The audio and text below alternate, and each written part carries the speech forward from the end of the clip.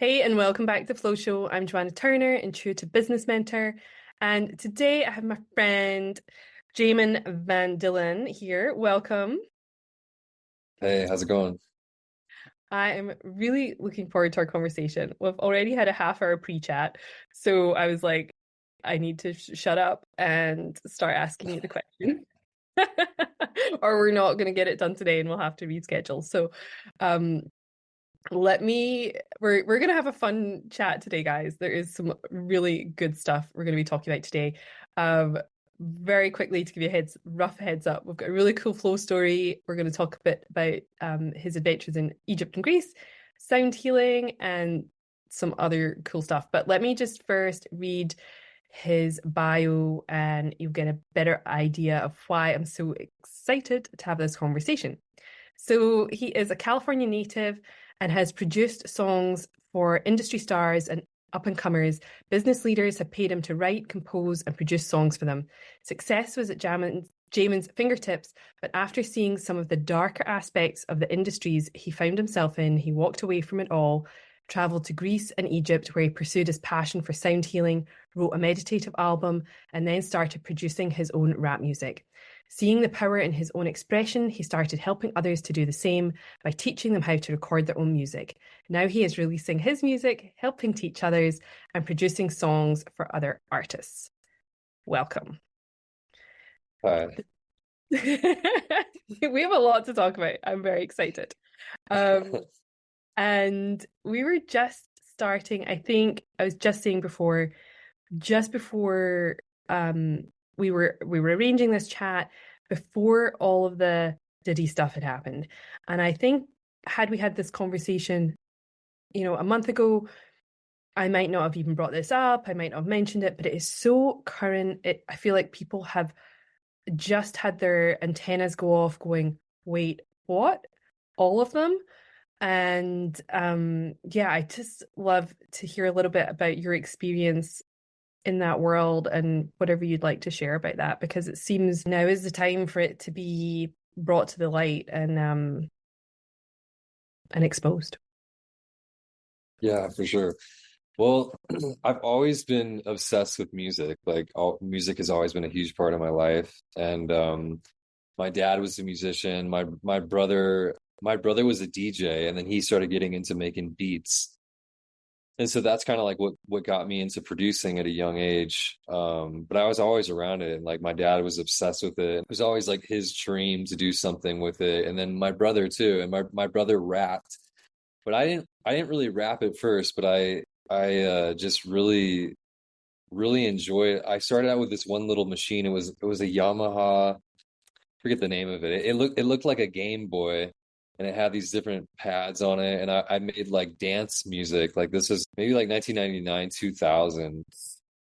I started doing that, and I really enjoyed it. And then I got into a band, and I was playing drums, and in the band, like the it was a three piece. It was me, the drummer, and then there was a bass player and a guitar player. And there's always a problem. It was like one of the girlfriends was upset, and then the other people couldn't make band practice, and then the guitar player was like fist fighting the with the bass player, and I was like, oh, this is stupid. So like it really drew me into I can just be the whole band and like make music on the computer. And so that's where I started getting into making music with software, and I just loved it. It's like, I worked whatever like at a restaurant, but I always in my downtime I was always making music and figuring it out. And so I was like slowly getting better and better. And like around 2009 I started going down to Hollywood and meeting different rappers, and I was making really good connections, and I would get like invited into these different studio sessions. And I remember like one of the first ones that was really cool. I worked in the same studio that Tupac had recorded his All Eyes on Me album, and I was like, oh, this is so fucking cool. Awesome. And I could really like feel the energy, like where they were, like there was still like an imprint there. And I had this like deep connection, and I had at that time, like I had no idea like really how I was connecting with it, and I just was inspired. And every time, even to this day, like when I write a song, I I feel I get nervous because I feel like it feels like I'm writing a song for the first time almost every time. And so it's like this blank canvas. I know I have the skill set to do it, but it's this weird, I don't know, kind of like childlike interaction where I'm like, what the fuck am I gonna do? And then just something comes through me. So it's like, I don't know where this comes from, or I'll get this notion to take a sample, then I just start putting things together. That's what I was doing back then, but I had really no idea what I was doing, and I wasn't as evolved. Um, so as I was doing that, I started getting into I took courses in NLP and hypnotherapy, and this is kind of when I started like having an awakening around 2009. And then my brother passed away in 2010, and that really affected me. But like around that time, I was just researching like music, and there's all these weird like dark entities and like satanic stuff involved with it. And like you can go and watch old music videos and you'll see it. There's a Lady Gaga video. I forget it's one of her earlier songs. I think it's Poker Face or that like rah rah rah. I forget. But in the video you see her, and she's wearing white throughout the whole video. But then toward the end, there's this scene where there's a group of guys, and they have these like iPads, and they're like, there's all these numbers going up, and they're bidding on her soul. And then at the end of the video, she emerges out of this bed in this red dress, and it's just really dark. And like, and in the video you see like an upside down cross. It's just really strange. As an artist, when I write, there's a lot of meaning to it. And like I don't say shit unless I mean it. So you kind of have to like, what is this person like really channeling in? So I started to question stuff. It made me turned off by music, and I was like, this is really dark. Like I don't like this. And when I started climbing up the ranks, like I had a manager started representing me, and there was a girl that he was dating that he was pushing, and she was connected with Britney Spears, and they were doing a song together. And he was like, dude, we want you to produce it. And I was like, oh my God. And I was like, this is amazing. And so like I had another producer I was working with that was really good at like making the custom sounds and stuff like that. And so like him and I collaborated, we made this beat, and they like fucking loved it. And I was like, holy shit, like I'm gonna blow up. This is crazy. And so it ended up like sitting on the shelf, and the girl got into drugs and like blew the whole deal. So it didn't go through. And then my manager was talking with Nicki Minaj and her team, and they wanted to hear some of my music. They picked a beat. So there was a lot of situations like that didn't go through. So that part was discouraging for me. But then I would get invited to some of these studio sessions, and there would be just like, when you see some of these guys that like look gangster, it's like that's really how they fucking are. They have their whole gang in the studio, and it's really intimidating. And it would be funny because I'd come in there, and like I grew up in like kind of a like white collar like suburban area, and I'd be in there, and these dudes would like, they wouldn't know who I am, and they would like punk me, and they'd be like, yo, what up, cuz, like I'm on the fucking block in the hood or something. And I was like, what the fuck? And then they would hear my music, and then all of a sudden they would like give me props, and I was like, this is it just seems so fake and stupid. And I would see like weird shit go down that I was like, I just couldn't be a part of it. And like there was something inside of me where I just felt fake. Like I was like people pleasing, and like, there was the part of me that wanted the validation.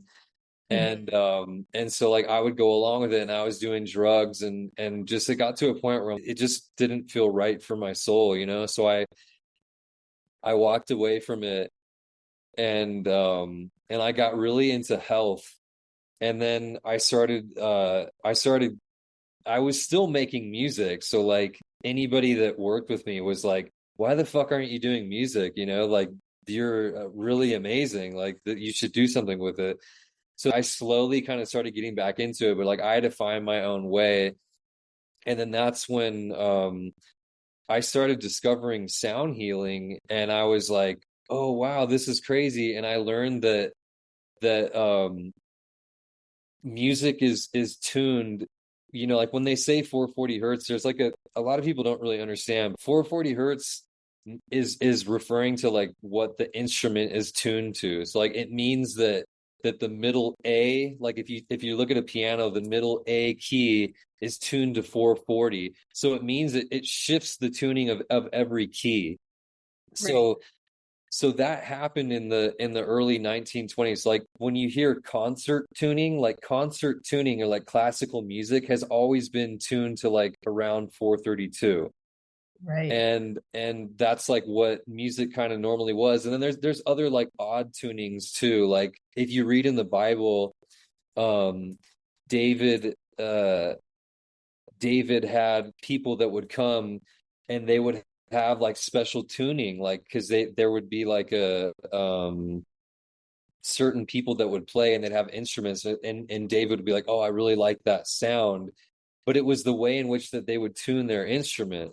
So when someone says like 432 hertz or whatever, they're talking about like what the tuning is of that. There is also like a specific frequency of 432 or 444 or 528 or whatever, or 639, but it's really like you have to tune the instrument to a specific tuning. Yeah. So when I learned that like in the early 1920s that they wanted to change the tuning to 440, and like of course Hitler was like the one of the first to adopt that, I was like, that's really interesting. And so since I had all this music knowledge, what I started doing is I took songs and I would tune the whole song. Like the song was in 440, I'd tune it down to 432. So you could take like I would take a Michael Jackson like Thriller, and I'd tune it down to 432 and I'd listen to it, and I was like, wow, it hits me differently. This feels like softer on my body. I was like, this is really fucking interesting. And so I was like, wait, let's tune it to another frequency. So I tune it to 424. And I was like, wow, this is crazy. Like it's very subtle. Like I could play that to most people and they wouldn't even fucking know the difference. But Right. for me, I was like, I would wow, have. like I feel a subtlety. Like people that are energetically sensitive are like, oh my God, I could feel that too. So I was like, Yeah. this is really interesting. So I started discovering that. And this is when I was living in North Carolina at the time, and I was by this river. I then watched this Ancient Aliens episode, and it was about sound healing and all this stuff. And I was like, this is crazy. And my mind was like fucking blown. And so like every day I was walking down to this river and I was like meditating every day. And then that's when I started making meditative music. And I was like, this is really insane. But then the more I kept studying it, all this, you go farther back, and it went back to Greece, where they would use sound healing, and like Pythagoras would talk about sound healing. And there was even a story where he knew the power of like sound, and someone came to attack him and he yelled out this particular scream with this frequency, and it immediately stopped the person.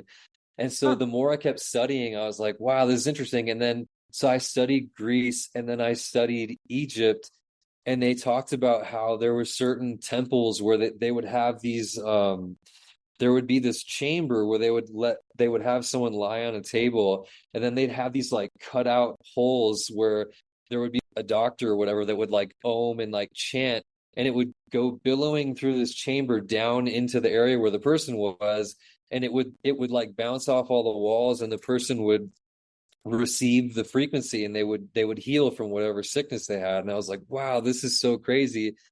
And then I was reading about how people would just go to the ancient ruins, and they would experience healing and stuff. And I was like, that's interesting. And there was a French physicist that like had kind of the same inkling, where he was reading about people that would go to the ancient ruins and they would have healing, and he was like, ah, this is bullshit. And so he went down there to kind of like poo-poo the idea. But Yeah. what he realized was that the ancient ruins actually like they receive and they emit energy. And so from my understanding with music, that I thought was so interesting was that I was like, this is cool. The meditations are really cool. And using the different tunings and the different, 432 hertz, 440, 532. changing it from 440 was So cool, but I 440, oh, sorry, just to be clear, what happens when you're at 440? What is the effect of that? Why is it not good? Just so as people. it's not completely bad, but what it is, it's just that tuning is a little it's just a little offsetting for the body. It's not as harmonious. You could still play, you could play like, here's the thing is like when you play, if you play major chords, major chords are assimilated, they're associated with happiness. Minor is more dark and like more eerie. So if you just play those chords, period, it's going to be more geared toward, something dark. And like, that's why in the movies are so amazing, like the soundtracks, because you hear like dun, dun, dun, dun, dun, dun. Yeah, they're playing stuff that's scary. So, but anyways, going back to 440, that 440 tuning is just a little offsetting to the body. It's not as harmonious. So the frequencies that will come out from tuning of 432, it's just better for the body. It's more in sync. So it's like if you're constantly hit with 440, if you're hit with these other frequencies, it's just going to be a little offsetting. It's very subtle. I mean, that's like if you go to like just darkness in general, people slowly get influenced by it's just another little tiny influence to get a person off path. They're slowly off. They're like, oh, I kind of want to go into a vice right now. It's one of the many tools to push people off their center, It's a bit like some spiritual teachers. It's like mostly true, and then they sneak in one or two little white lies. And that's the sort of false light effect, right? Because you're like, well, I resonate with a lot of what this person's saying, but then there's just something that feels a little off, but you can't maybe quite put your finger on it because so much of it's good. Do you know what I mean? And it's like, wait, why is this weird? Exactly. Yeah, that kind of thing. Yeah. I was that person that investigated the sacred sites, where it proved that the sacred sites were emitting, yeah, they were emitting and receiving and emitting energy. So for me, what I thought was so cool was that if I was to record the ocean in California and then record the sea somewhere else, it has a different subset of frequencies. So for me, I was like, oh, that's interesting, because what I wanted to do is I wanted to record the frequencies like in and around the sacred sites and inside, because that has a subset of frequencies. So basically I could capture something at the sacred site and be able to give it to someone in California. I'm like, hey, here's Oming in Egypt in the freaking pyramid, and you're in California. Boom, here you go. That's what I thought that was really cool, where I'm like, this is amazing, where I can capture that on sound and give that experience to someone. So that's what really propelled me to want to go to these sacred sites, to have those experiences and to be able to record it. So that's kind of what led me to go there. So like when I first went on my journey, this is in 2018, I went to Greece, and I went to ancient Delphi, and it was like an incredible, like I started crying because it felt like I like returned back to my home. There was some connection that I had there, but it felt like I returned back to my home, but it was in ruins. It was like what was left of it. It was overwhelming, and I started crying. But what I started doing was, there was areas around the sacred site like that you're like not really supposed to go to. So I would like climb down into these areas, and I would sit there for hours like meditating. And what's cool is, if you're listening to like birds and just nature, it's like literally like an orchestra. So like I would sit there, and like there's like a rhythm, like they're doing that in this certain key, and I was just tripped out by it. And they're in the ancient ruin, in that energy. So I would record that stuff. So I'd record the wind, I'd record the birds. And like I recorded, there's in ancient Greece, in Delphi, there's the Castilian spring, where there was this natural flowing spring water. And in Delphi, that's where the oracle is. But before anyone would go see the oracle, they'd have to bathe themselves in the spring water. So I was like, cool, I want to record that spring water. So I recorded that. So that's like basically what I did. And then I would Just to say, sorry. record the sounds. Sure. No, I was just going to ask, well, one, water has been coming up so much on this podcast recently, and the Really? frequency it holds, and the information that it's been holding. And it's just so interesting to me that people were obviously being washed in this water, because it only really recently clicked to me why people even got baptized. I didn't get it. And I actually had a conversation with a minister's wife the other day who was doing baptisms. And she's like, oh, it's just a cleansing. And I was like, no, you don't understand. I said that it's the frequency of the water and the information that within the water that is important in this process. And she just thought I was a little crazy. But I said, well, normally if you're doing, because they were going to be doing their baptisms, they've been kicked out. Sorry, this is a bit of a segue, but they've been kicked out of their church because the roof needs fixed. So they were going to be doing the baptisms in a hot tub, basically in the cellar of some shop building, because it was the only place they could find to do it. And I was like, well, I think kind of the point Wow. that the water that you would be christened with has been in a church, in a holy building, absorbing the frequencies of the prayer and the whatever, and that's part of the process. I said, I just wonder if it's going to have the same effect doing a baptism in a hot tub in a basement. You know what I mean? So it was just an interesting, Yeah, that's interesting. very random conversation to have with a minister's wife, but I'm sure it was all amazing. But anyway, so yeah, the frequency of water has been coming up.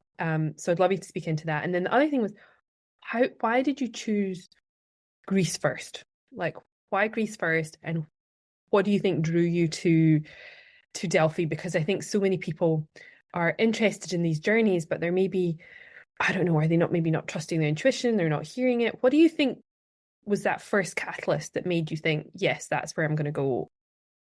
Yeah, can you speak a little bit to that? Yeah, for sure. So I was really drawn to Greek history, and the so Delphi was created for Apollo, essentially. Like that was like his place. And he was there's just so many coincidences. Like Apollo was the god of music, and there was just so much that resonated with me where I was like, oh my God, I want to go there. And Yeah. then also the places that I went to, there was a story that I read about. If it was a called the Rendlesham Forest incident, and it was in 1980, and it was Rendlesham Forest in the UK. There was a UFO spotting, and there was this, Mm. it was by this military base, and this commander saw the ship, and they all went over to the ship, and they could see like this writing on it, and there was only one of them put his hand on the ship, and all of a sudden he got downloaded all this information, and he had no idea really what he had, but it took him years. Like he started doing hypnotherapy, and he was able to, like, they gave him like this binary code, ones and zeros, and he was finally able to write down the code at some point. You watch the story, like I'm not probably telling all the pieces correctly, but Yeah. basically, essentially, he got all the binary code, and in the code it said, one of the things it said was for planetary human ascension or advancement or something like that. Um, and then it said go to these places, and it listed all these places. It listed Delphi, Greece. It listed the Egyptian pyramids. It listed Arizona. What's the place in Sedona? A Oh, place in Sedona. Sedona. Yeah. A place in Sedona. And I think one more. I don't remember. But anyways, I ended up, yeah, like What was his name or the thing? The it's forest? called Rendlesham. It's Rendlesham Yeah. Forest. Yeah, Okay. just type Rendlesham Forest incident. Yeah, I'll look it up. Yeah. I'll Yeah. link in the show notes if I find it. Yeah. There's a particular there's some of they've been doing, I actually just kind of looked at it the other day. They've been doing more, a lot of people have been covering it, but they're not as good. There's a couple documentaries that are like really good. If I find it, I'll send it to you. Brilliant. Have you ever heard of Hy-Brasil in Ireland? No. That okay, so this is really trippy. There's an island next to Ireland that was on maps that just completely disappeared, like after the 1400s. If you go and look at maps like like 1400 AD Love it. and before, it's this whole island, and like supposedly it's like this, supposedly every 7 years the island rises up and you can see it, like there's like this folklore or whatever. But but it's supposedly like this really magical place. So like this was in the list of all the Rendlesham Forest coordinates. Oh, So when I read that, I don't know, just that story hit me really hard. And Greece, then I started reading up about all those places, and I was like, this is really cool. And so Greece was like, I don't know, that one stood out where it was like, I'm going to fucking Greece for it. Just was really the one. get me there. Love it. Yeah.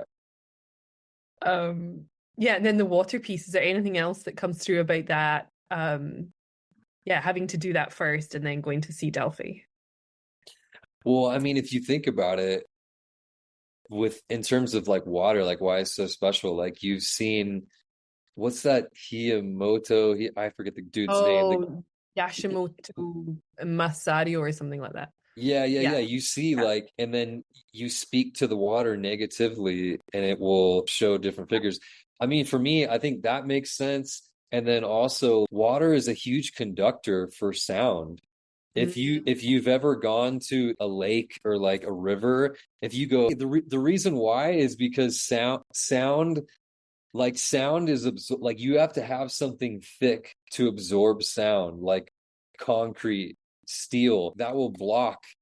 But if it's like a flat surface, like water is like a conductor. And then since we're made of like what 70-80% of water, Sure. that's why water is so important. And that's why we would die if we didn't, we can go without food for a long time. And I've done water fasting for a long time. The human body is insane what you could do on just water alone. Hmm. So it's water's a huge conductor. That was one of the things too. Like I always recommended people, like with the meditations that I have, if you ever have a waterproof speaker, take a bathtub and put the meditation in, you'll be like on fucking cloud nine. You'll be talking to Jesus. Like it's crazy. Amazing. I love that. Yeah. So like if yeah, that's one thing that's really, really, I mean, because it's a huge conductor. Like it amplifies everything. So Yeah. I think that's why, like, music, Totally. and when people say like, oh my God, that song like really touched me, it's because it literally, like, your eardrum moves, so sound moves, and then it's resonated in the water. Water is an amplifier. That's such a cool. I was just thinking for a second, we were talking about the 440 being a sort of dissonance. It's just knocks you slightly out of harmony. It's probably a very similar effect to saying like a hate word to water, right? We can see that it goes all kind of funky and dissonant in the Japanese gentleman's work. And I suppose it's the similar if you tune the 432, the sound to healing and harmony, it's affecting probably the waters in your body, right? Am I getting this? Yeah, because Yeah. it's resonating within your whole body. Yeah, that's really cool. Hmm. Yeah, and like what you were just talking about, like, hey, like maybe you shouldn't do the baptism in this random store in the basement. Right. Because yeah, like the energy would probably be not as good as, not to say that you could go in and bless the water and have good intention and stuff, but still, yeah, like if you have the choice, like, should we do it in the rivers of Nazareth, or like in some random basement in a store? Like let's go to Nazareth, like. Yeah, yeah, exactly. And I think, yeah, I can see why people would do it in the ocean or in a river because of the energies that you would get from that as well. So yeah, it was a weird one that for me. They were like, "Oh, we didn't know, we weren't really thinking about that." And I was like, "Oh, well, good luck." Um, okay, so tell me, so you did all the recordings in Delphi. Where next? Where did you go next? Let's see. I went to a couple of, let's see, I went to Athens, Greece, and I don't know, I always just intuitively would like feel into it, and some stuff I wouldn't record. Yeah. Let's see, where else did I go? Then I went to Naxos. That was the other one on the list that I forgot.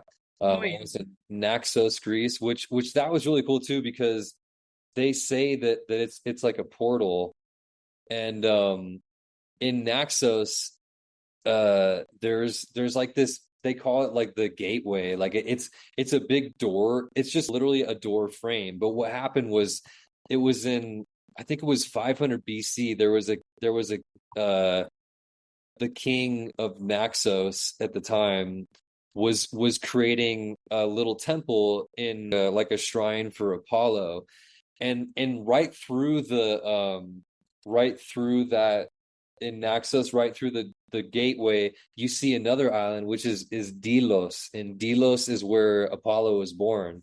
So Oh, so yeah, like I read about all this stuff where like Naxos was it was like this big portal, and I was like, oh, that's so interesting. So I found it really fascinating, and like I people say a lot of stuff, but I try to, like you say, you can kind of sense the bullshit, or like maybe there's some good there. So like I was like always, some of them I'd be like a little hesitant, but I would just feel guided, and then I would get the information. Naxos was really amazing. I actually made a song. It was called Angels in Naxos. And beautiful. I'll show, I don't know if I ever showed you the picture, but when I first got there, I walked up to that doorway, and the doorway is like literally like there's rocks below, and it's right by the sea. And it was like amazing. Like I went there and I was able to walk past the door, and I sat in this little nook on the rocks right really close by the sea, and I felt like I was getting a hug from like angels, and it was the most amazing thing, and I was like real emotional. And then I took a picture like when I was sitting there, and I'll show it to you, and it's crazy. So there was this Yeah. lens flare on my face, but it's so crazy. In the shape of the lens flare, you see a shape of an angel. It's Wow. crazy. Yeah, I'll show you the picture. Maybe we can put the picture up here for everybody to see. So it's on Yeah. my face, and I was like, "Oh my God." And I ran back, and I have a song on the album that I made. It's called Angels in Naxos. Beautiful. Oh wow. Yeah. That's I got chills when you were saying that. I was Yeah, I know. I'm remembering it. Like it's giving me chills too. Like it was incredible. So wow. yeah, just I that was those experiences. And then in April of 2018, I went to Egypt for a month. Wow. And yeah, Egypt was amazing. And it's cool because when you go to these places, like you get downloads and you get knowledge, but it's like they're different. So for me, Greece is always like very kind of flowy and feminine. And I felt like I was more like creative and just really kind of moving with the flow. But like Egypt was like fucking intense. And I first went to the Great Pyramids. There's the three pyramids. So you have the large one, which they call the King Khufu pyramid, which Yeah. they say the King Khufu was buried in, but I think it was bullshit. I don't believe that. I think that they just put a tomb. They have this, when you first walk in, they call it the Grand Gallery, and you walk up the stairs, and then you go into this area where they like literally had to like dynamite out like this little hole, and you walk through it, and then there's the tomb. And for me, when you go to all these different ancient ruins, and you like when you go to the real legit tombs, Mm.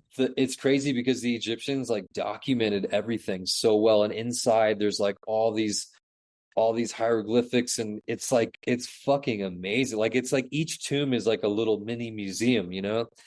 And so one of the things that I noticed that was interesting was that like when you go into the Great Pyramid, there's nothing, like there's no marking, it felt more utilitarian. It felt more like you're inside of an oven or something. It's like, so for me it felt like it felt like it was a power plant or something different than a tomb, because I'm like, why is it that in every other tomb there's like it's like a graffiti artist tags, like, a graffiti artist is like, if he sees a blank wall, he's gonna tag that shit up, like there's nothing left untouched, and that's how these tombs are. Like everything is so thought out. It's really incredible. But when you go into the tomb, it's like there's nothing there. But anyways, Mm. those the Great Pyramid, like the energy to me was like really, really off. And when I was in Greece, I met this woman that became like a close friend of mine. Her name is Christina. And when we would go to different ancient ruins in Greece, she would tell me, she's like, yeah, we're gonna clean the energy. I'm gonna teach you how to do it. And I was like, why? Like, and so she's like, well, when people come, it like dirties up the energy. And I was like, oh, that kind of makes sense, because it tracks back to like, okay, the ancient ruins are receiving and emitting, and the more I read about it, like these places weren't a fucking tourist Disneyland stop. They were like really sacred, and people that went there was like a specific reason, and it was very sacred, you know? So I was like, oh, that makes sense. So when I went to the Great Pyramid, I like took that knowledge, and I was doing things to like clean, and actually I had in my pocket, I had a bunch of rocks and things that I took from every ancient ruin. Like I would take a rock, like I had one from Naxos, from Delphi, and I left them in the pyramid in Egypt. And it was really interesting. After I tried cleaning it, I got really sick. I got sick. I got sick for like 7 days, and I was throwing up and like going to the bathroom like constantly. It was really, I felt like I got psychically attacked or something. Like it was really interesting. Wow. So I rested up, I got better, and then there's what they call the step pyramid, which is like supposedly like way like one of the oldest ones. It's from I think it was like around 4000 BC that it tracks back to.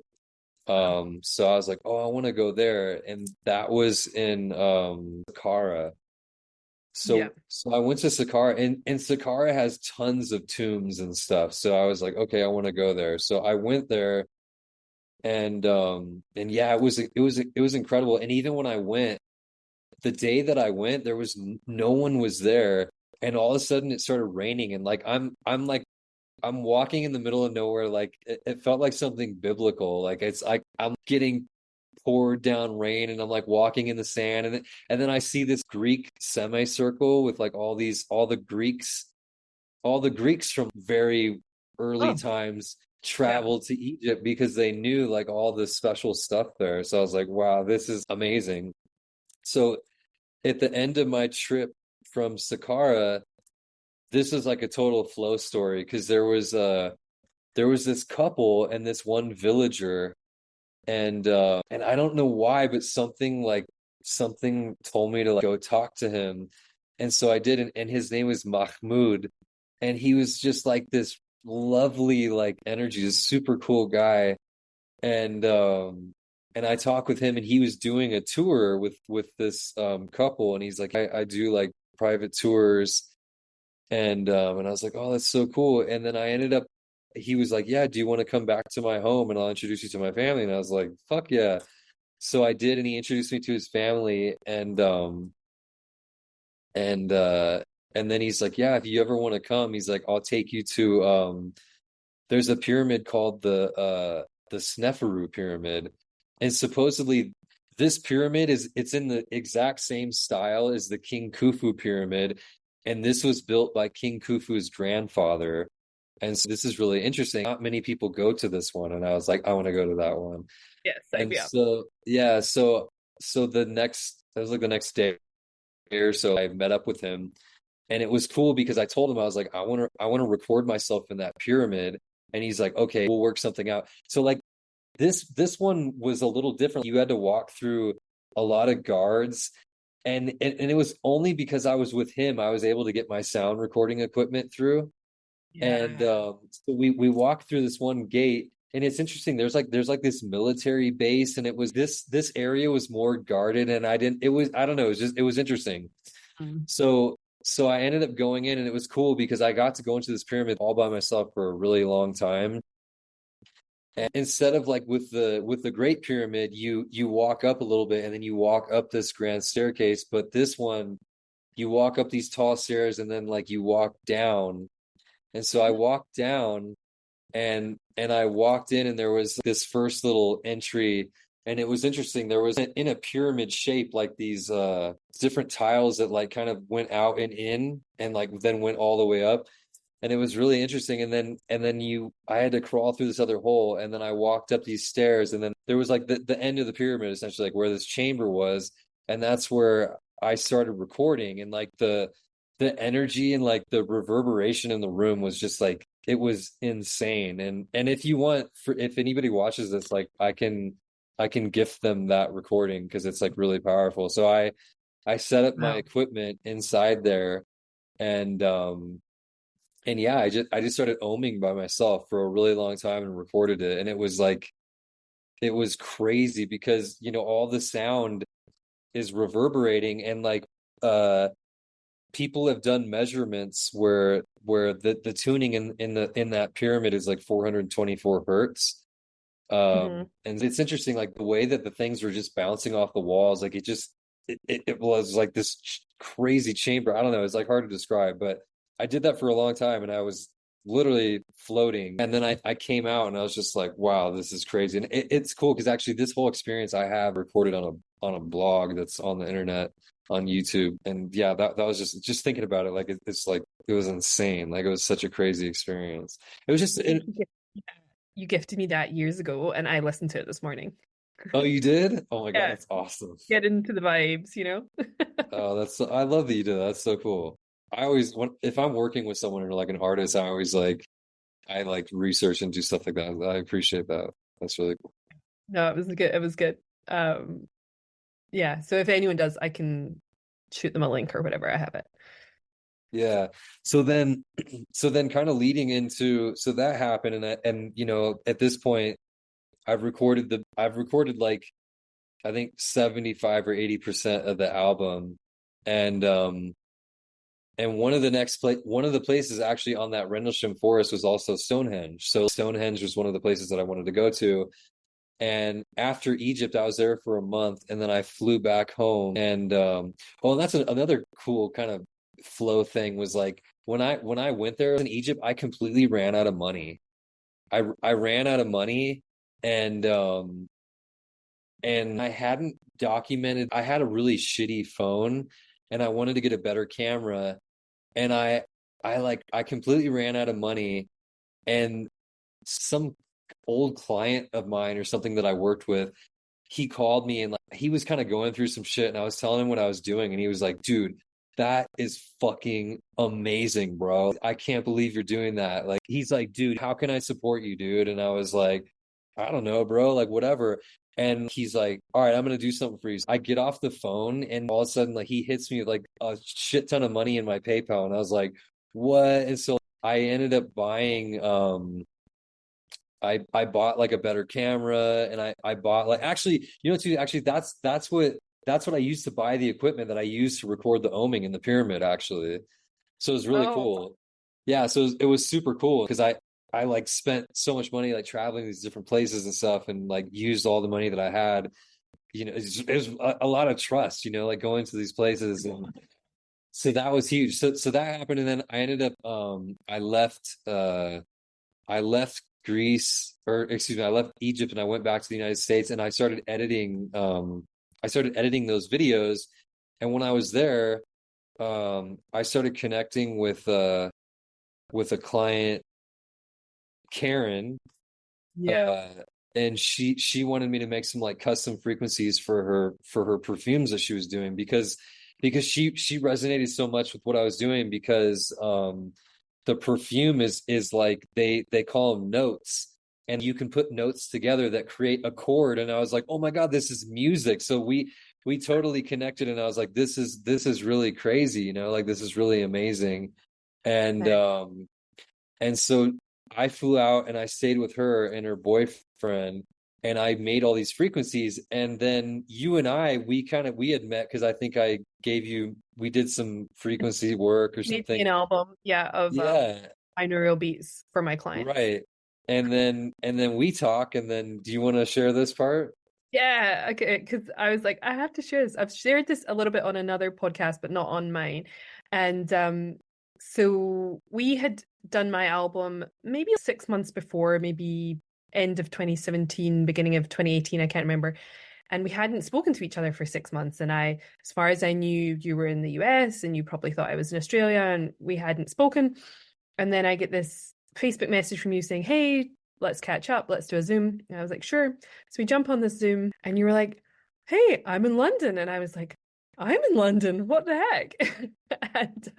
And then you're like, so I'm thinking of going to Stonehenge this week on I don't know if it was a solstice or some sort of auspicious day.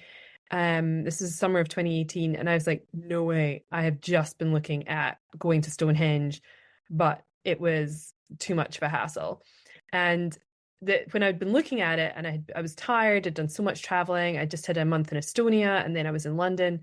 And I had said to the universe, I'd been looking up all these Google Maps and I was like, all these trains and buses. I was like, if I'm supposed to go, universe, I'm exhausted, but if I'm supposed to go do something, I'll do it. But I want to be picked up. And it was the most ludicrous kind of throwaway statement to the universe. I didn't think anything else about it. I didn't actually think it was going to happen. And then you said the magic words. You said the abracadabra, which was, well, if you want to go to Stonehenge with me, we should go together. I'll pick you up. So you said the magic words, I'll pick you up. And I was like, ding, I'm supposed to go with him.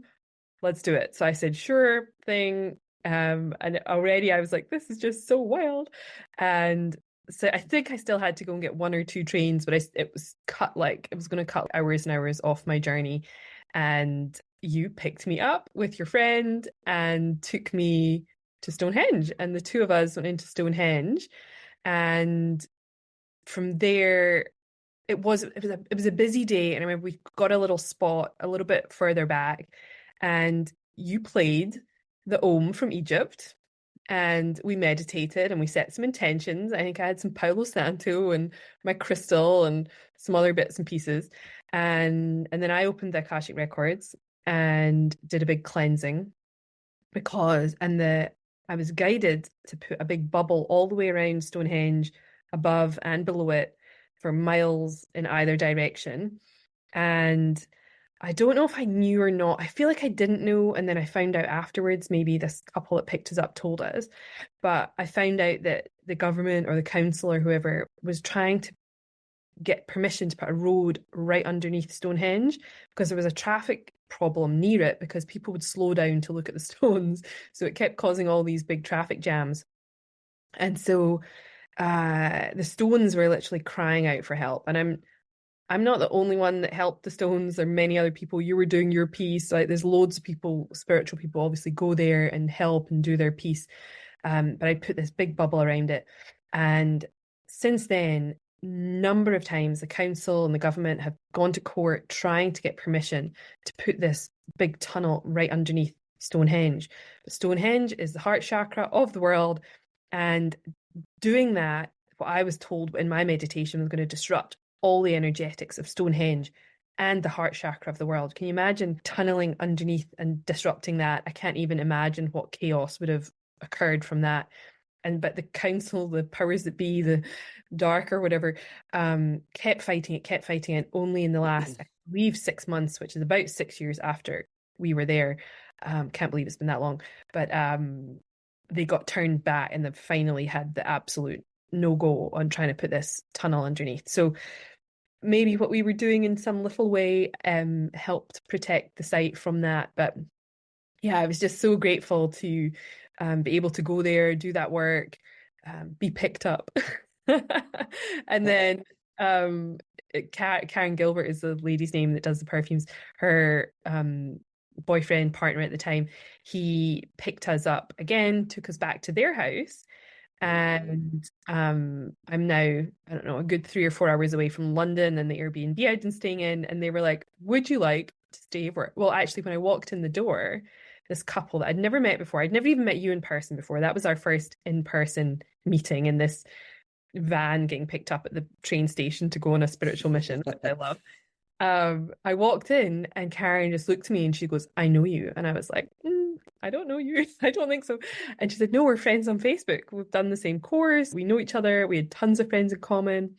And I just felt, one, that was, I mean, I didn't think I knew anybody in the south of England at all. I'd never been in that city. I'd never been anywhere near there before. And so to walk in and know somebody, and then she very graciously, I had a lovely meal. She offered for me to stay over. She set up a bed for me.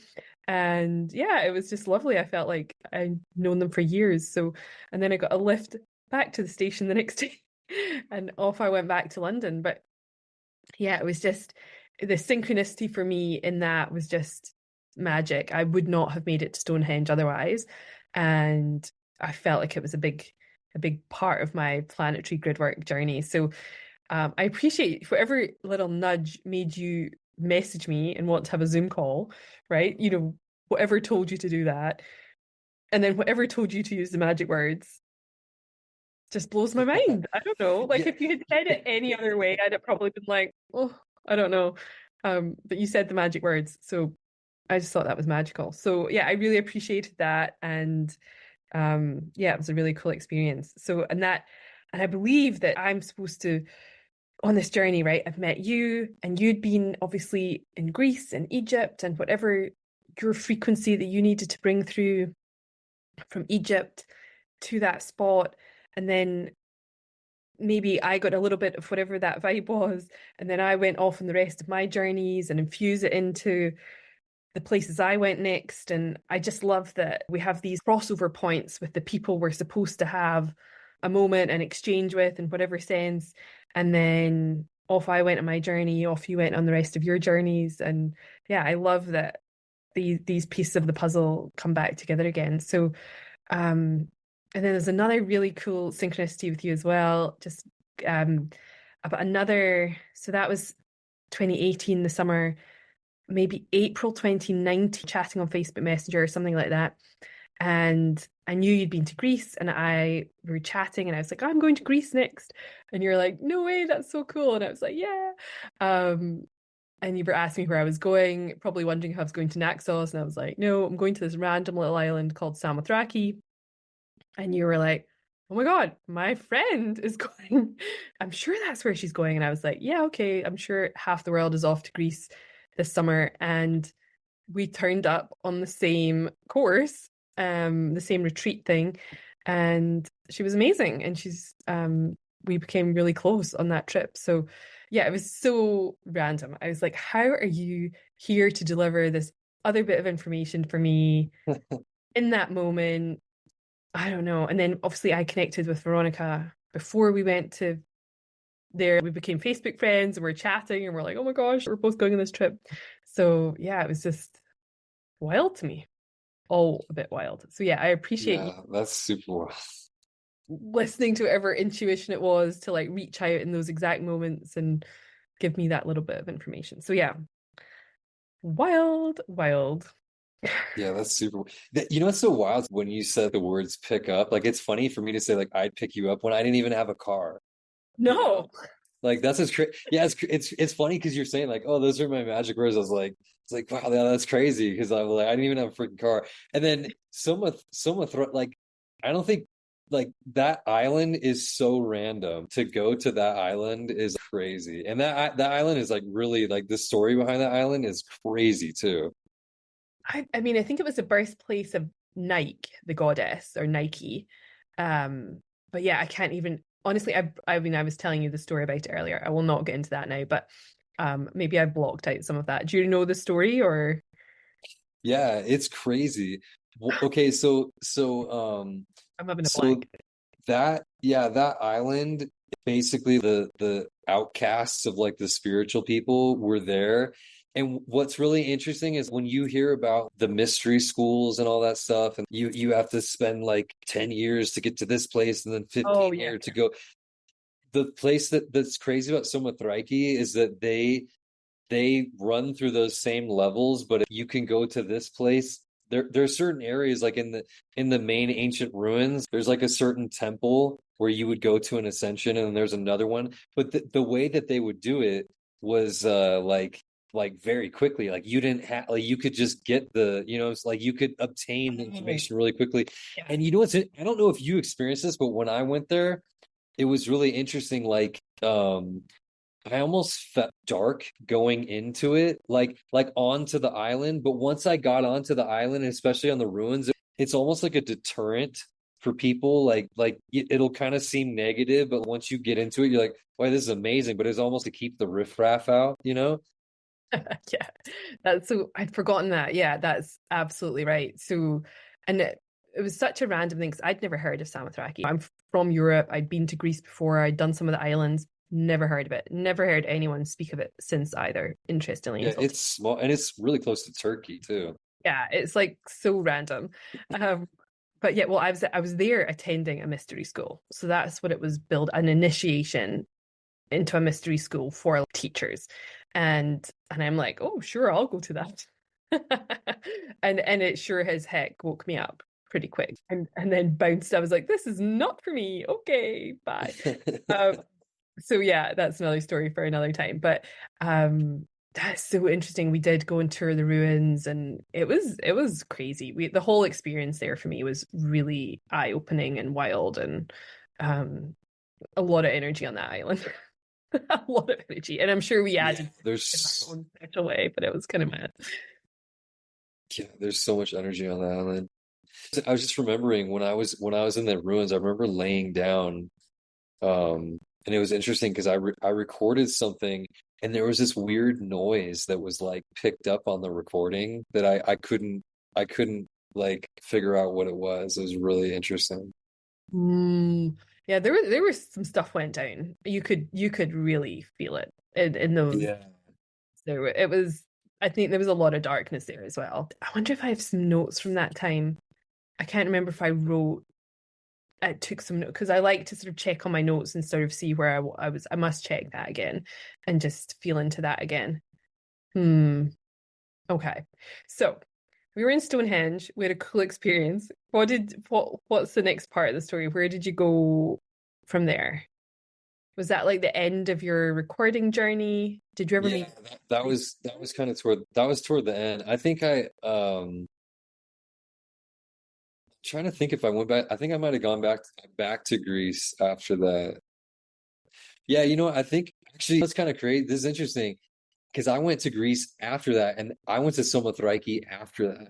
So that's kind of interesting, like just those tie points where you and I are in Stonehenge, and then I went to Samothrace, and then you went to Samothrace. Like that's weird. Like this is one thing I'm really enjoying about having this conversation with you, and it's nice because we haven't talked to each other in a long time. Yeah. It's crazy. Like hearing these stories are like insane. Like it's crazy. Like Yeah. you know, when this shit happens so much, like I think I've had so many crazy things happen in my life. It's like it kind of normalizes. But like, yeah, when I like hearing about the story, I'm like, that's fucking crazy. Like, did that really happen? Like, it almost feels like I'm getting look at that. Like my hair is standing up. So goosebumps. One of the reasons I wanted to have some of these conversations is so as I don't forget how magical some of these moments have been, and I don't forget the God wink moments, right? Like that, an old client from nowhere just sending you like thousands of dollars. Like what is that about? That just shows you were on the right path. You were being guided, you were being supported, you were in the right place, doing the right thing. There was no doubt for me that your like that journey was the right thing for you, and you were just being so divinely supported in that moment. And I've had things like that happen where the exact amount of money I needed turned up like to the dollar, and I'm like, wow, that was wild. But I always in those moments, because we put a lot on the line to go on these missions. That these are not holidays. This is not Yeah. a fun holiday, right? You're cleansing the Great Pyramids and leaving your stones with the frequency of these other places and then being sick for a week. It's not for the faint-hearted. This isn't all No, rainbows no. and unicorns, right? But you were also supported in that, like then they're Mhm.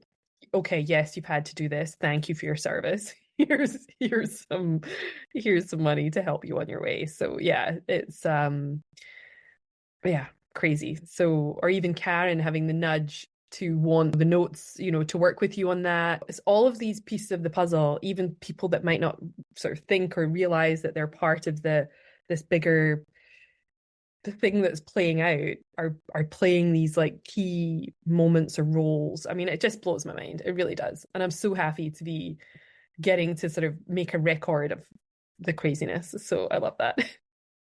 Yeah, that's cool. I love that you're doing this too. Yeah, this is really awesome. Excellent. I'm glad. I'm glad. So yeah, from there, where did the flow take you? Oh, you know what's just think you know what's interesting? So look, I went to Somathraiki, and then you know what's interesting? Shortly after that, I went to Arizona, and that's where I met Veronica. That then you connected with Veronica. Like this is I'm just I never even really connected all these dots. And I met her very briefly too. Yeah, that's so Like funny. that's really crazy. Even though you briefly met her, right? You found out she was going to Samothraki. I mean, that's not information you would tell everybody. Hey, I'm going to this real random place to do a weird initiation in history school in my holidays. Yeah, I know. Yeah, I know. Of all places. Oh, I just went there like 2 months ago. Like I just got back from there. Like that's crazy. And then for me to be going to that same place with her, that's wild. I love that. Yeah. And was it 20? Oh gosh, it might have been 2017. I was in Sedona. I ran two retreats there back to back, which was really cool.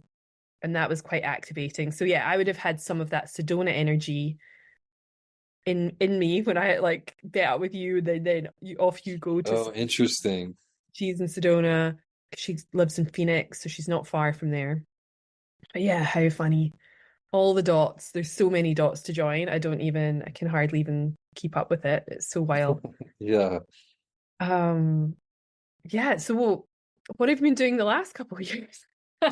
This was like So yeah, so half of it. the last couple years have been like very like everything like became disruptive and like fell apart. And I think it's what I needed because I've had to really do a lot of other deep healing and stuff like that. So Mhm. um but within that though, I started making my own music and just kind of using it as a tool of art and like expression because I realized some of the things that I've gone through in my life, I I hadn't fully processed certain things like death of my brother, death of my father, um, just being like treated really like poorly when I was growing up and like having a narcissistic mother and and just kind of going into different like terrible toxic relationships, just because like my teaching of love was, not right. It wasn't correct. So I would get into these horrible relationships and like just completely lose myself. My life fell apart like so many times. I would kind of get to that point where I become really successful with something and someone would come into my life and it would just turn into shit and I would just kind of abandon what I was doing. So I have spent like the last 4 years really diving into that. And then I've always been like a producer. Like when I talk about like my early days in like Hollywood and like walking away from that and then going into sound healing, but it's kind of come back like full circle in such a cool way because I always love music and behind the scenes I would like mess around and sing a little bit, but I never fully went into it.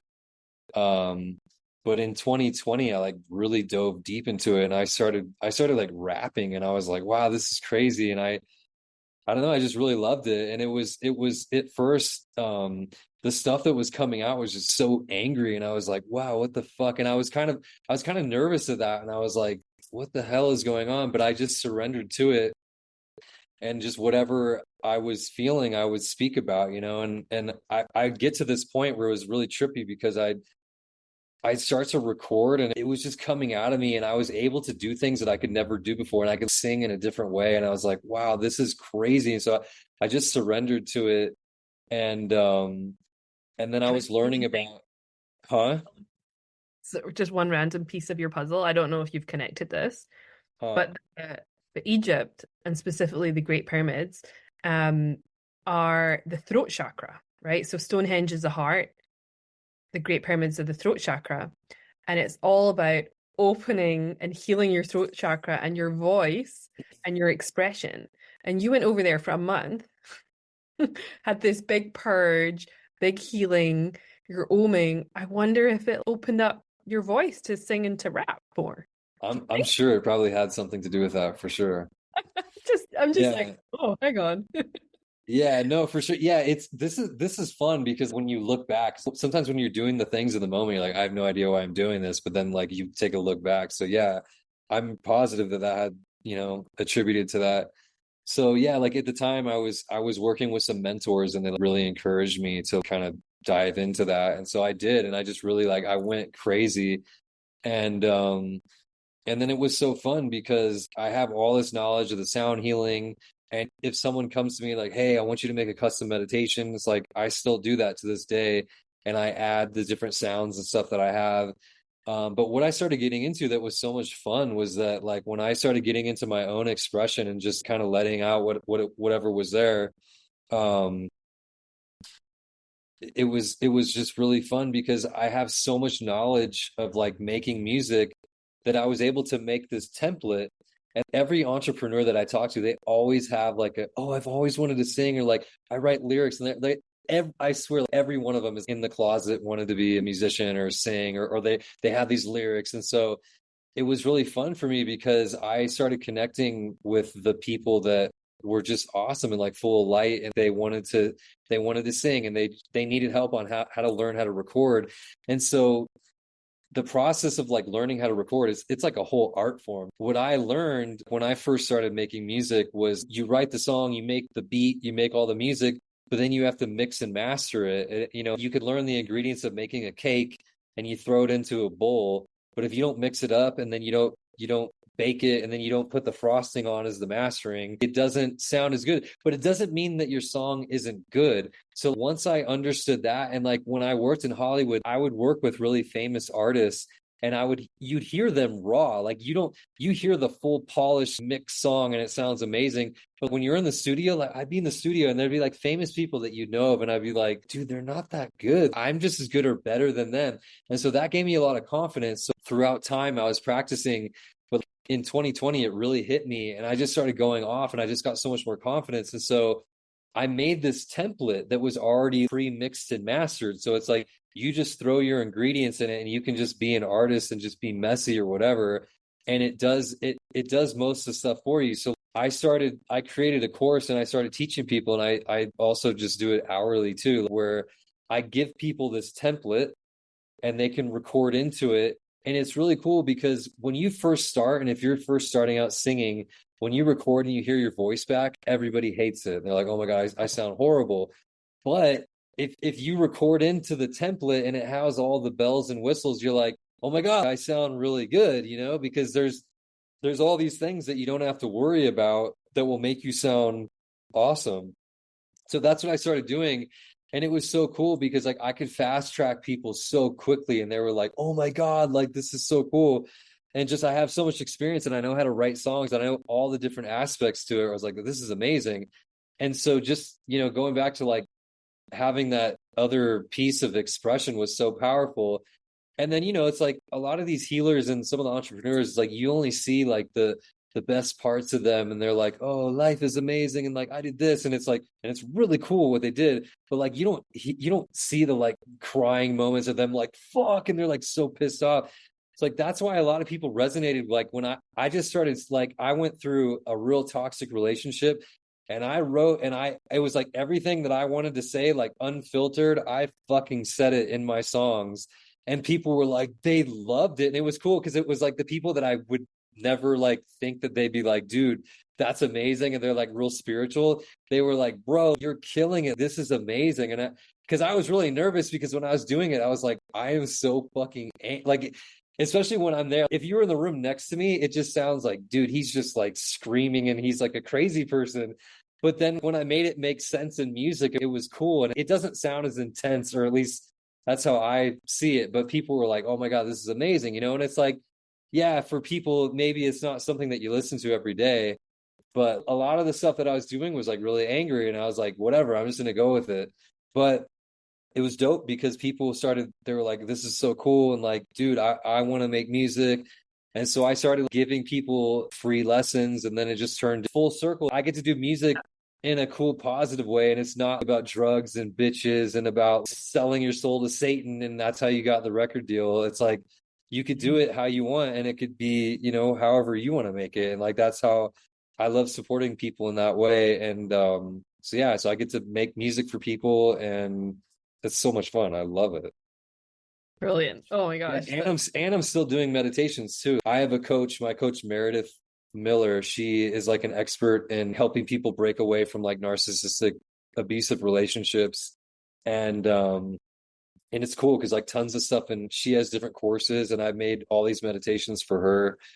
And yeah, it's like really it's incredible. So like I can, like especially helping like empower someone that like can't get that anger out, like that it has had trouble doing that. Because like if you've been abused for a long, like there's so many people, like that's what I started to learn, is when I started talking about stuff that I went through. People have been through crazy stuff. And when a person goes through that, they have to like suppress that because in order to survive, like in their mind, they think they're going to die.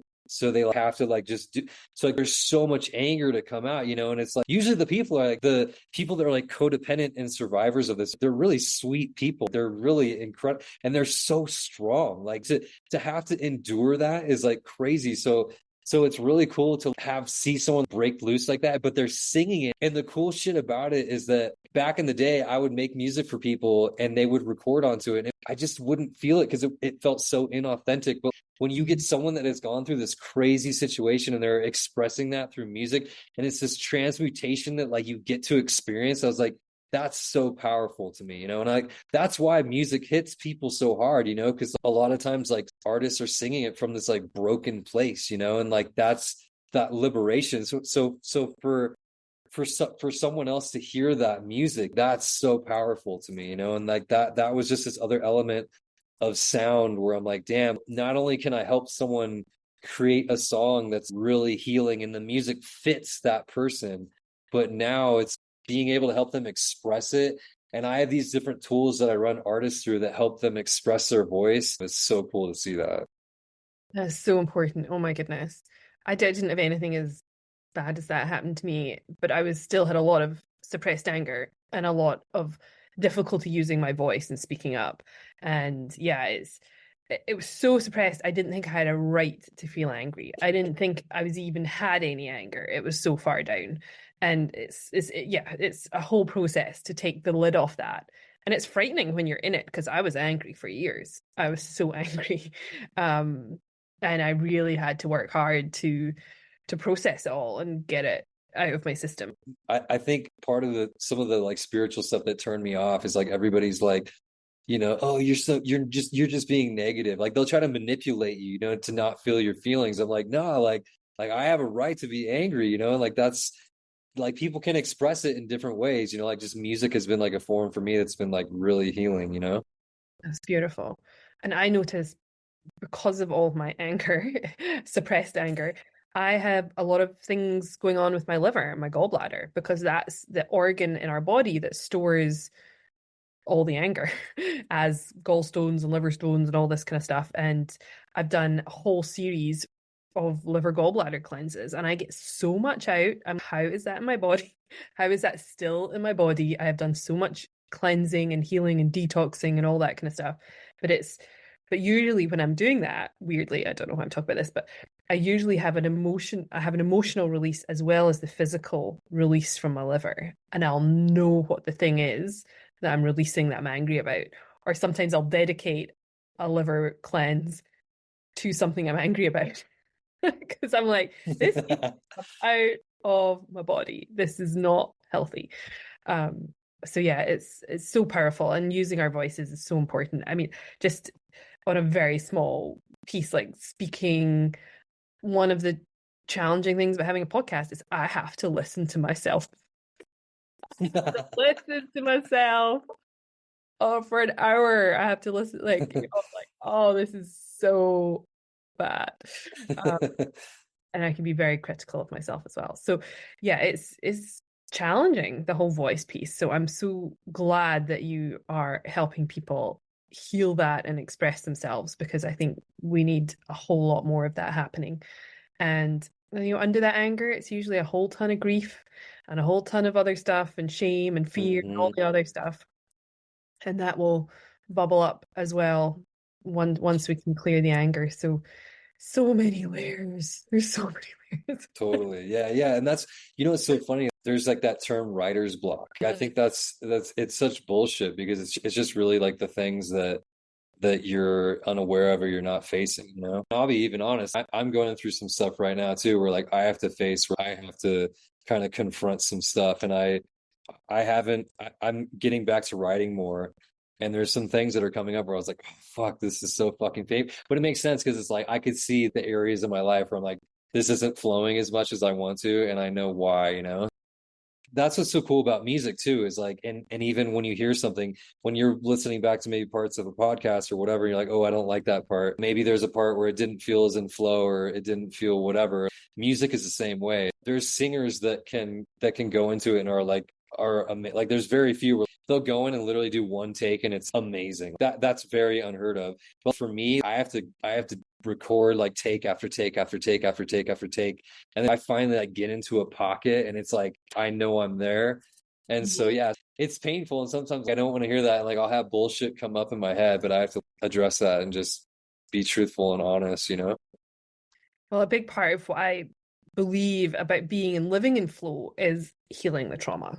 And it's so, so important. And it comes up if you are feeling stuck, if you're feeling not uncreative or the words aren't coming, it's usually there's something going on. And we're recording this right on the full moon on the 17th of October.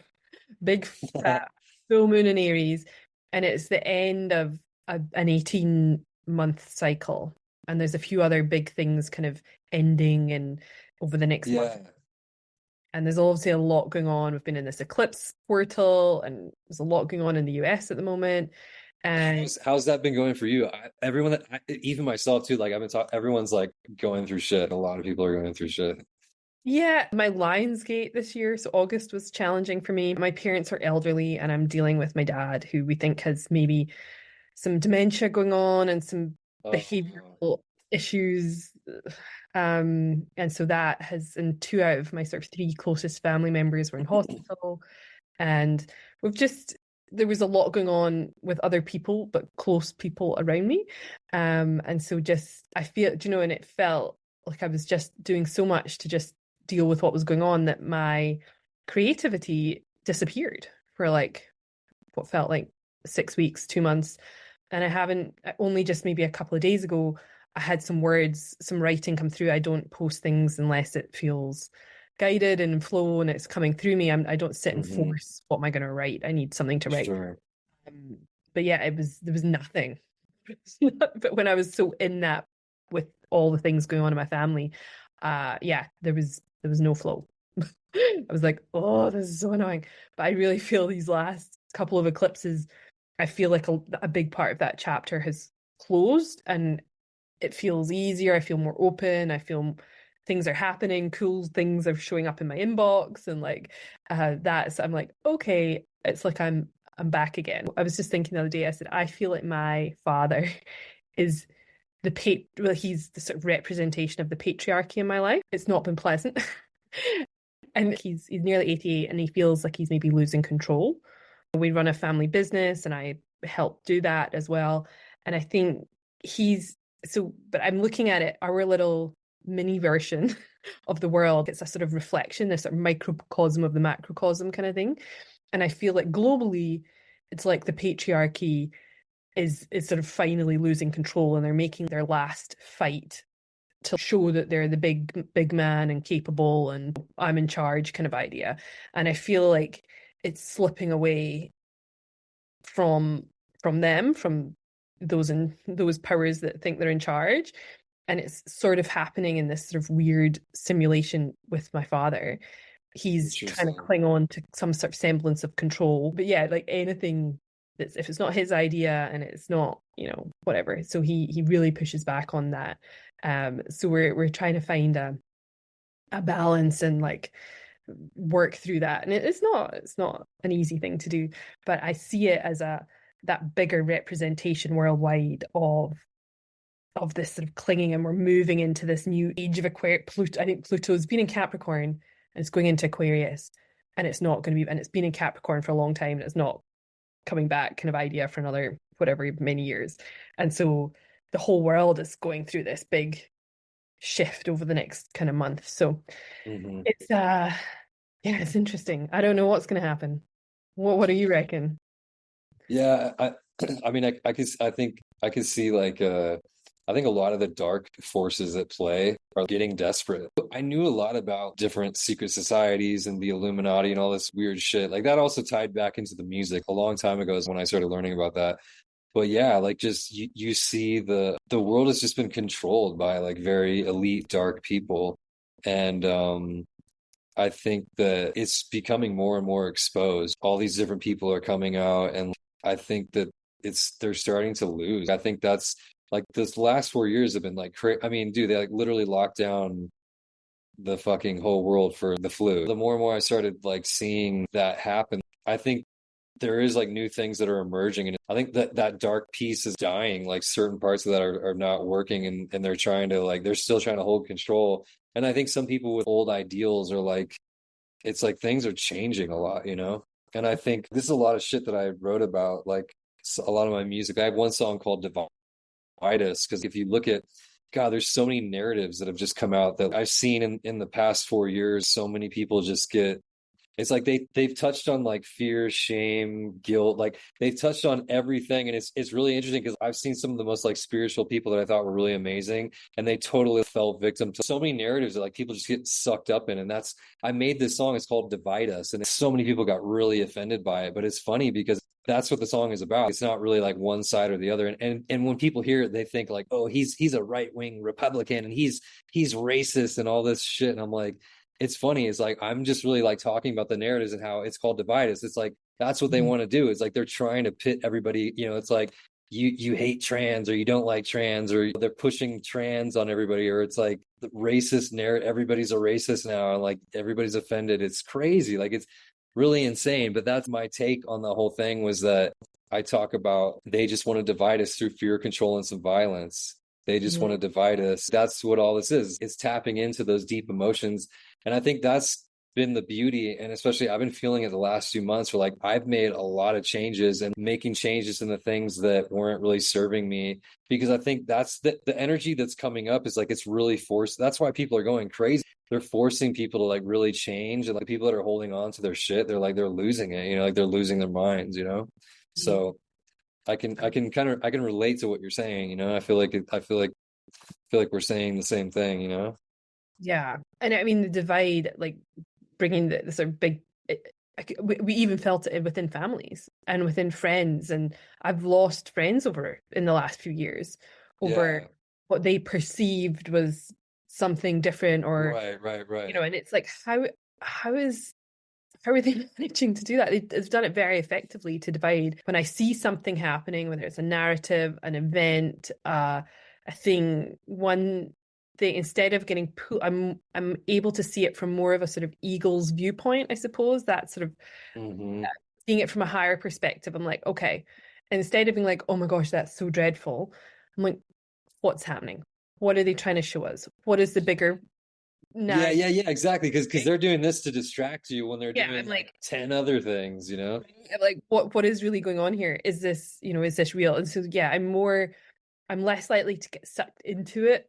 I want to see it from a different viewpoint than going one side or the other. I'm like, I can see you guys arguing, I can see you over on the other side arguing, but what is that one step higher? How can we take a Hmm. higher like perspective from it? So yeah, that's where I've been sort of going with my thought process, is instead of immediately getting pulled in, because I think a lot of the time they want the reaction, they want your energy, Exactly. Yeah. and the fear or the sadness or whatever is going on, and that's a big part of it.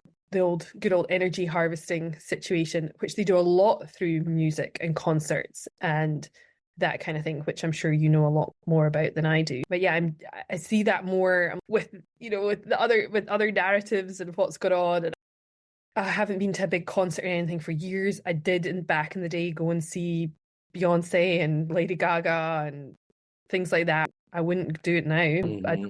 I don't know what I was programmed with when I was at those things. I wouldn't do it now. So um yeah, I don't know. What's your take on that kind of stuff? I mean, you know what? I never really liked going to concerts, surprisingly. Most people are like, what? You love music so much? But Right. yeah, for me, I don't know. The energy is like, it's so, I've always been very energetically sensitive. And then, but I like performing. I'll perform though. It's a different scenario. Yeah. You're in But control of it. You know what's happening, right? You know what well, frequency. I don't, it's just, well, it's like, no, it's actually like, I'm really nervous when I do it. Like, but it's like it's a transmutation when I like break through. But, no, I feel actually way out of control when I do it. Like, I feel so out of control.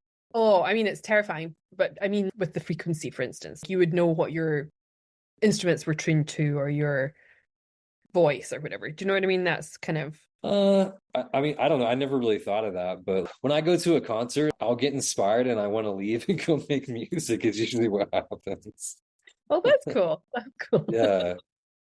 Yeah. But Yeah. yeah, I mean, it depends on the artist. Like some artists would be cool, but yeah, most of the mainstream artists are like really, they're really dark and like you can just track back. They have crazy stuff. Their videos are I mean, there insane was and they, wild stuff happening at that, whatever happened at that Travis Scott concert. I don't know.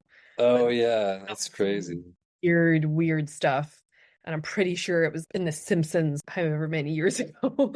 What the fuck? The Simpsons have that is like they have to what's interesting is that the bankers what's it Smithers what's the like the evil Oh, bank supposedly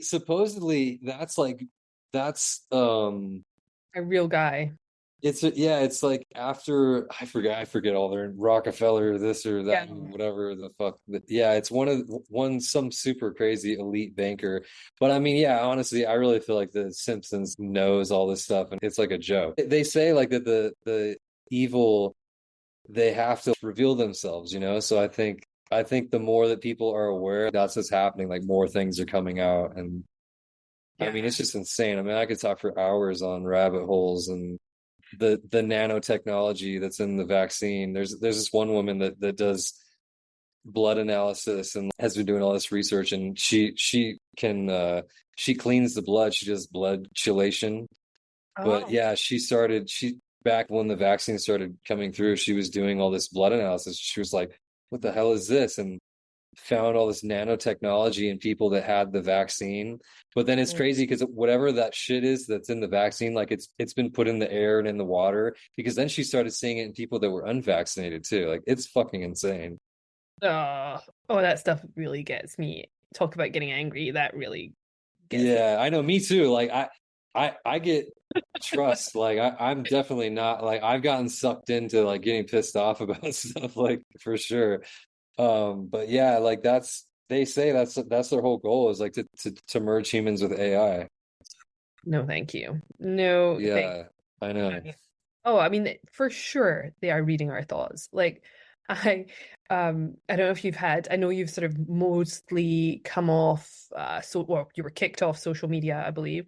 Um Yeah, for talking about this stuff. yeah, exactly. That's what you know what yeah that is I kind of always knew it's like you kind of knew about this stuff, but like that's when I really was like what I only had like maybe under 5,000 followers. What does my opinion really matter? Like really? It's funny, I still even have it if we want, maybe we could show it on my Instagram. It like when I started posting stuff, it literally says, "Are you sure you want to you want to follow Jamin? He's been Uh, posting misinformation." Yeah, what the fuck?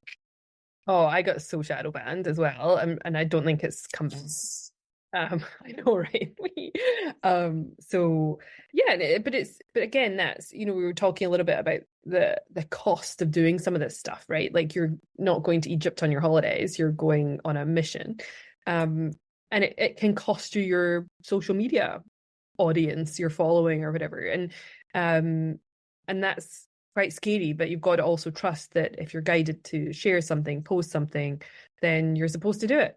And but you can I felt myself, I used to get warnings and stuff all the time, and they'd be like, this post is against whatever. And so you do even very subtly start to self-censor a little bit because you're like, oh, is it worth it? Should I post this? Should I not? And you do start to question, is it worth getting locked out or shut down or whatever over this one post? And you think, oh well, maybe And you see that's the start, that's the slow conditioning, that's what because they want. if they get you on that, then they're going to introduce the next thing. Like that's what they've been doing. Like that's all they constantly keep doing, you know. Then it's the weather lockdown, the fucking weather. Oh, and then they actually have a weather machine that controls and fucks the weather up. Oh my God, we can go on and Oh, for on. sure. That stuff really, really annoys me. They spray Me here a too. lot. They do. I'm in Scotland and they spray a lot. And I can Oh see it. no. To me, it is so obvious. Like it is blindingly obvious. I leave the house and it's blue skies, and by the time I'm back from the park with the dog, it's full coverage. And I watch the planes and I watch them doing it. But almost nobody that I know uh, can see it, agrees. They all think I'm totally bonkers. One of my besties, she's like, no, just cannot. And I'm like, just watch, just look at it, just look at it. I'm like, it's not a big secret. They're not trying to keep it secret. Um, but yeah, I find that quite challenging. But again, I've just had to let it go and be like, if you don't see it, you don't see it. That's no, I can't force you. Um, but I was going to say about this, the knowing what we're thinking, and I'll share this random little example. But I was going to say about maybe you've noticed it, but if you're not now on socials, then you won't notice it so much. But I had been, this was back when I was still in Australia, and they used to spray there a lot as well. And I had left my phone in the house and I had gone out to vacuum the car, but I had a, cordless vacuum, but it was like a big one. And I was getting into the crevices of my car or whatever. But I was a bit frustrated because I thought, gosh, how good would it be to have like a mini thing that I could get right in some of these? Because there was so much sand. I was at the beach all the time. So much sand in this car. And I was a little frustrated and like, oh, I wish I had like a mini thing to get into all these, whatever. Anyway, I go back into the kitchen. And again, I've been outside, not near my phone. I didn't Google anything. I didn't say anything. This was just a feeling I had. And I open my phone, and the first thing I see is an ad for a mini car vacuum. With the tiny little crevice. Yeah. What That the gets fuck? right into all the little bits and gets all the sand. And I was like, Oh my God. what? I hadn't, again, I had not spoke. I wasn't near my phone. This was like I was a proper, I don't know, 20 yards away from my phone, outside, and it was inside. So through the garage, far from my phone, didn't see it, didn't Google it, and that was my first ad. What? Yeah, that's insane. Yeah, you know what's so great? Like this is like I wrote that song The Government's Watching Me like as a whole point of all this. Like it's crazy. I was with a friend one time. This is in 20 2016, 2017, and we were just getting into like a deep conversation, and we were this is so insane. He had an iPhone, and all of a sudden it started playing back our fucking conversation. It was a clip. It was this quick clip, and it was like us talking, and we were like, what the fuck? He opened it up, all the apps were closed. He even went into the voice memos. There was nothing in there. Like it records everything you do. And then it's insane because they have like if you like if you're an artist and you upload music, they have this identifier. So if your song's being played anywhere or someone else tries to like upload your song, it'll like identify it and block it because it literally creates an audio imprint. So when someone speaks that, and that's why how they can do all this AI voices, and they can listen, like they're listening to your voice, and they can literally then have an AI like talk your voice. It's insane. This is why when we talked about the censoring the posts and all that, I talk about that on that song The Government's Watching Me. This is so crazy. I wrote that song The Government's Watching Me, and there's some lines in there. What do I say? Like, um, yeah, censoring your posts on the Instagram, talk about vaccines, you'll get shadow banned.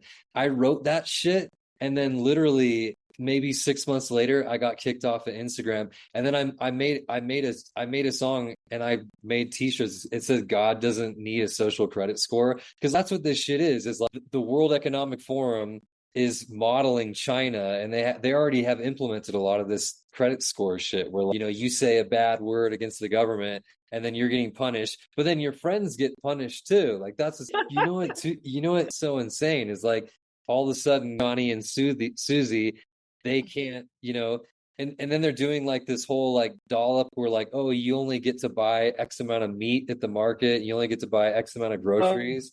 I And can't then even. if you talk about the government, they'll cut, okay, you can't have meat this week. You're like, what the fuck? So Insane. I know we could chat for I days. know this is so Um, much fun. I really appreciate this chat. We could go on, but I might also have to go back and beep out some words so as I don't get totally banned off the internet.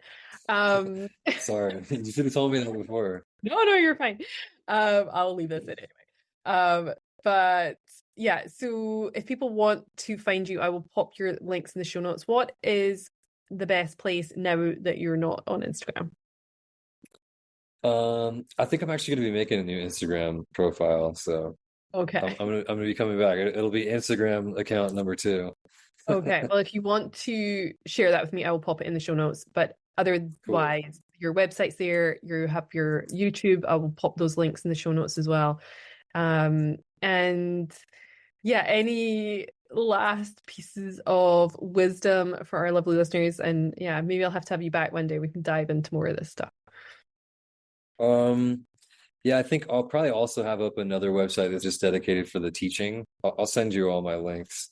Yeah, that'd be I don't know. I think just the last thing that's been coming up for me is like just don't give up, you know? Like I think for me, I've been pressing more into things that are difficult for me, and I don't know, like I'm leaning more into strength. And like this week, I wanted to give up twice this week, but I didn't. Like I've dug into like this deeper like inner courage. And so I don't know. I think that's been a message for me to share it with people is like don't give up. Like I think that there's so much amazing stuff that you can do. And the more that I dismantle programs, like I just realized how I've been sick so many times just because I've been programmed, because like I've taken bad medicine, or just that my thought process, I have realized how much thoughts matter, and just like your belief system. And like, you can have negative things come in, but just remember you can break through it. Even this morning I was feeling really sick, and I was like, oh, I should just sleep in. And I've been waking up at 4:30 in the morning, and I run, wow. and I've been doing it consistently every day. And I've been wanting to give up like 3 days this week, and I did it. And like it's crazy because I'm doing it, and I'm seeing these moments where I'm like really surprising myself like how much I can do. And like, you know, for some people maybe that's the section that they're good at, but maybe there's the area in their life where they're like it's really hard for them. Like I think just don't give up, and you probably can do so much more than you think you can. I think that's been the message, and what's been reoccurring so much for me is like I'm waking up almost every day like, oh my God, I can't fucking believe I did this much today. This is really amazing. And it feels right. I'm not forcing it. I'm not like, oh, I gotta crush it and like let's fucking kill it and like get shit done or whatever. But it's been, I can actually do this. Wow, this is really Yeah. amazing. Like, Yeah, absolutely. And this week is hard because we've had this big full moon. It's the end of this big eclipse portal, and it is bringing up all of our stuff, if we haven't processed it yet, to come and slap us in the face one last time. mhm. So, Yeah.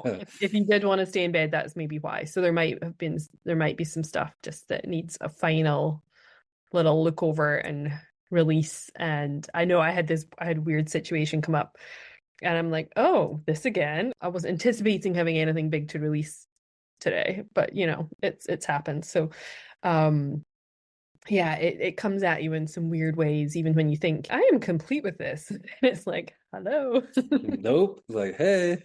One more layer. Hey, come get it. It's another layer. Yes, multiple layers.